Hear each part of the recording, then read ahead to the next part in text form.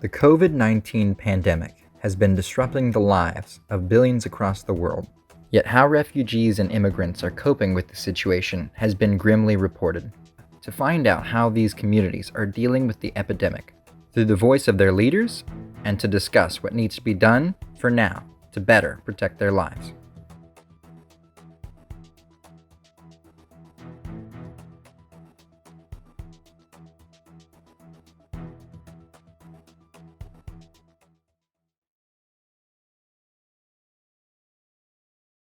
My name's Nahomi Matos Rondón. I live in Broward County, Florida. I work with FLIC. I'm their climate justice organizer for South Florida. I am Puerto Rican. My family's Dominican. We have been here for 13 years now. We left in October 13th of 2006. I have not been able to go back to Puerto Rico. And it's very much due to the fact that like once we were here, it was very hard economically. So it wasn't feasible. I feel like that's something that people don't really talk about, that some people come here and they never go back. And it's not really their choice. I'm 23 now, and I'm hoping that soon like I can gather a little bit of money and go over there. So I coping with COVID has been a little bit difficult. I myself am part of the people that are most vulnerable. I have issues like uh, as far as like with my liver and stuff, and I've had asthma before, so that kind of puts me in the bracket for people that kind of can't get to a ventilator once they're in the hospital. So I've pretty much been inside a whole lot, and I've kind of used that as a way to do a lot of work.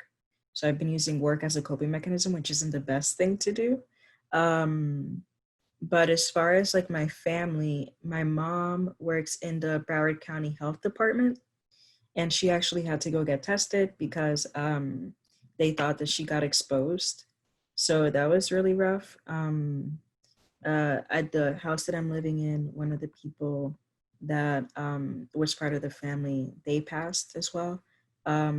And I have a lot of friends who, these kinds of situations really bring up like where you stand as far as like socioeconomics and like where you really like lie in the sociocultural spectrum. Because it really was just like a blanket situation where it was like all of a sudden everybody was dealing with it in some case. Either they were in quarantine or they were in the hospital or they passed. So it's been a little difficult, but it has served well in the sense that it gives the platform to speak about a lot of issues that otherwise we wouldn't really be able to talk about. It's really strange because I feel like um I don't think that I've never really been a privileged person ever. Like I've always lived in the hood, and we don't have money to be going outside.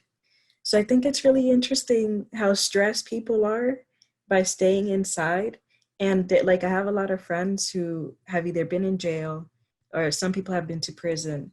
So they're kind of looking around and they're like, you guys don't spend time inside. Like they've never really been forced to really like reckon with what it's like to live within four walls and that's it.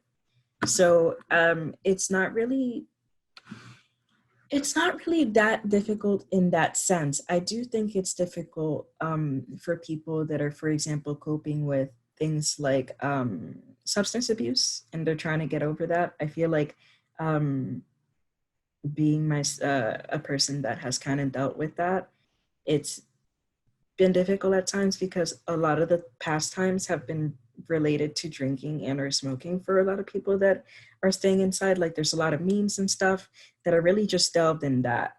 So when you're stuck inside for such a long amount of time, you really start thinking about things and you kind of get frustrated, and it kind of triggers those like mechanisms that you're trying to get away from. And then you don't really have the ability to talk to other people because you're stuck inside and you can't really go and drive around or walk around because we're supposed to be in quarantine.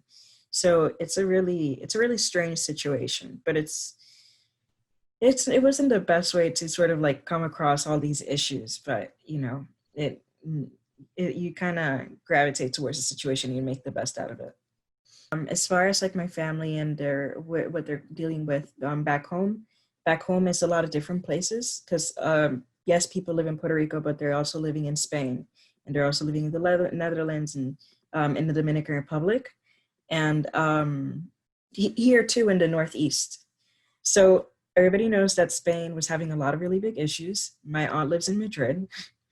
And I have a lot of family that lives in Boston, New York, New Jersey, and that's another hub. And then in Puerto Rico, that's another situation because they imposed some sort of like uh, curfew, and then they have like this system where you like look at the license plate, and then if you don't have a certain license plate, you can't go outside.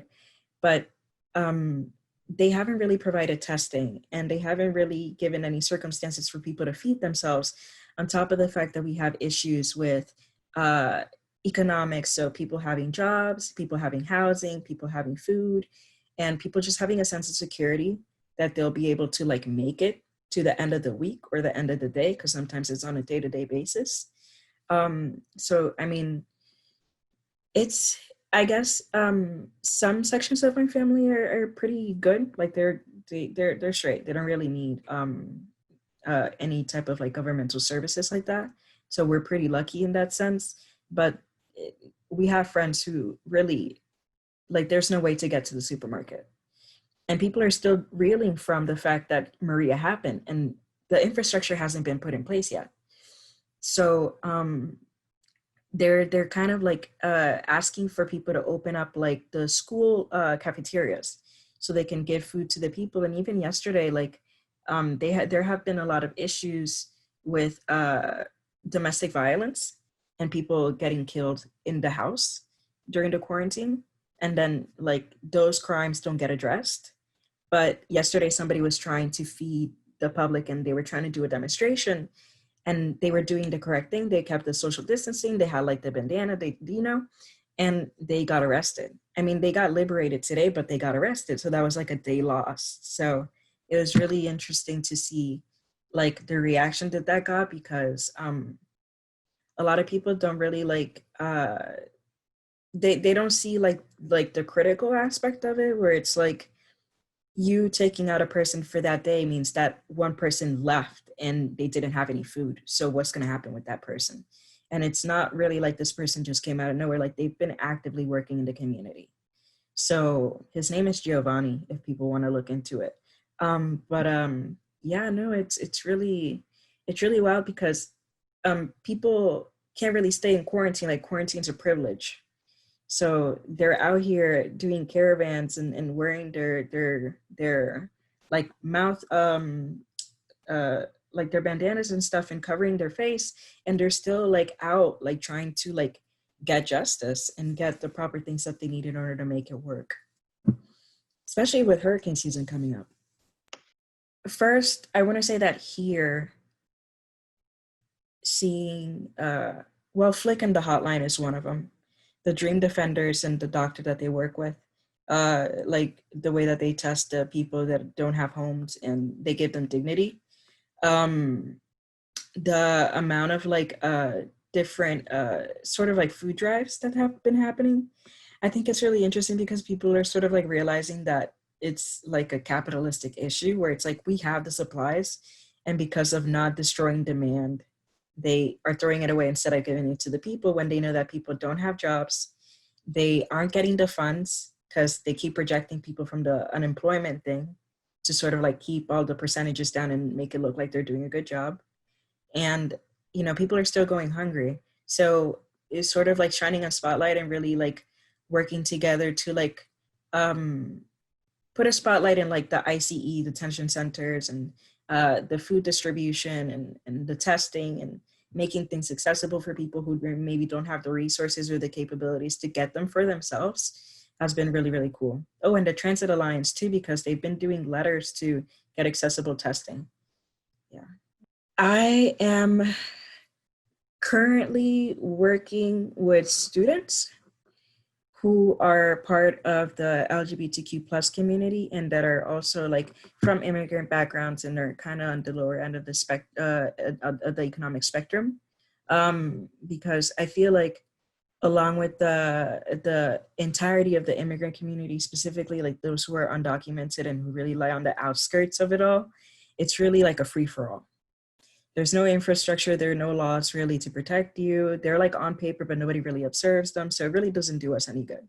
So it's the same thing with students who are kind of at that age where you're not below 18 for you to have like governmental structures to be like, that's not right, but you also aren't settled enough to really defend yourself.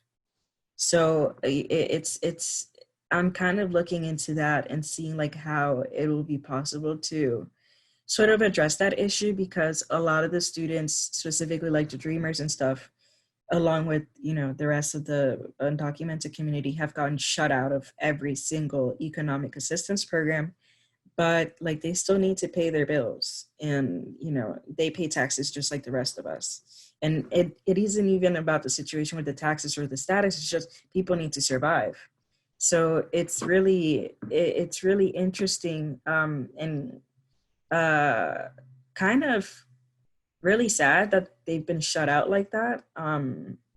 So yeah, that's a gray area that really needs to get into, that really needs to look into. So hopefully, we'll make some partnerships, or you know get the kids to actually start thinking about making bartering systems and really sustaining themselves. I think it would be really cool to get connected, because I feel like direct action is cool, but you also know why you need to do the direct action. Like you need to know where you're standing in order to see like where you're going. So really just having communication and talking about the things that are happening.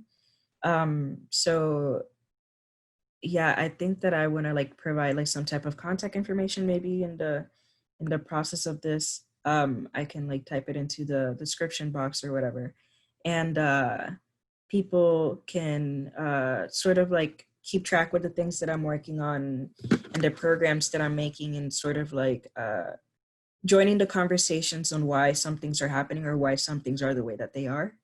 Because a lot of the things that are happening in the system are really not within our jurisdiction, in the sense that we were never at the table. We were never really attended to or catered to or thought of in the conception of these systems. And we sort of just like live in it without really having a say in it. And it's really difficult to have a grasp on what's going on and where it's going. So you always feel like you're on fire, but it really doesn't have to be that way. When you find that you really have a sense of community and other people that are noticing the things that are noticing and want to change it. And then from there, and those in that communication and really just tuning into each other, we can sort of see like what the direct action would be. Um, so yeah, I think it would be cool to just sort of keep on doing programs and educating ourselves, and then seeing like where it goes. Um, so I'm doing a program on it's kind of like reimagining the economy as far as like what's going to happen after COVID, because that's a really big question where people are like, we can't go back to normal.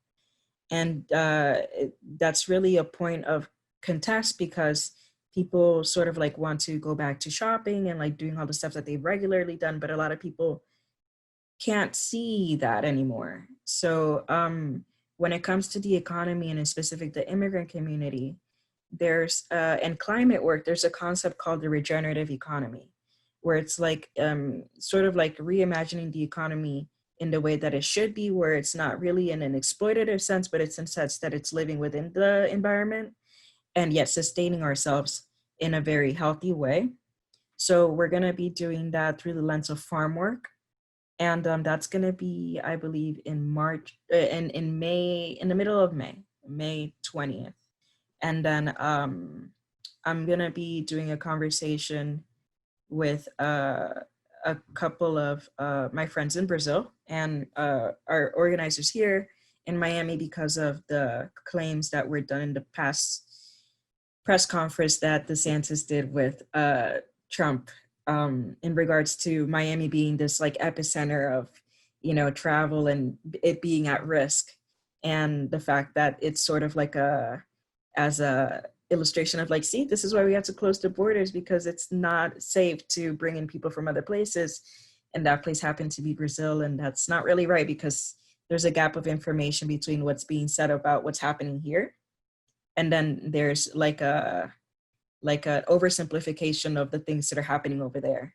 So it's kind of cool to really bridge those two sides, and instead of having, you know, some assumed conversation, we can just have the people come in and speak for themselves. And I think that that's going to be something that's going to be expanded a lot more, that series of conversations.